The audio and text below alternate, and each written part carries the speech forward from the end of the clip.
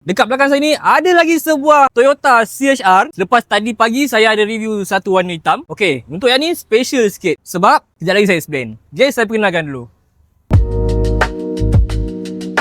Okey, macam korang tengok kat belakang sini, kereta ni dah dilengkapi dengan Rowan body kit. Dia dah ubah suai supaya kereta ni nampak lagi kasar, lagi keras dan reka bentuk dia aerodynamic untuk prestasi yang padu. Untuk bahagian enjin, kereta ni menggunakan 1200cc turbocharged inline petrol.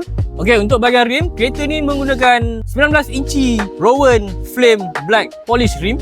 Okey, selain tu kereta ni juga menggunakan front spoiler with LED, ada RR Racing bonnet, Rowan roof spoiler, Rowan rear wing, ada daytime running light, keyless entry, push start button, leather wrap and multifunction steering, semi leather seat, touchscreen display 8 inci, automatic transmission, ada reverse camera. Okey, kereta tahun 2021. Untuk korang yang berminat, boleh datang ke showroom, boleh test drive, boleh jumpa saya Azmi. Untuk korang yang belum follow kita dekat social media account, boleh follow kita dekat semua platform. Okay, so kita jumpa lagi next review. Happy Chinese New Year. Adios, amigos.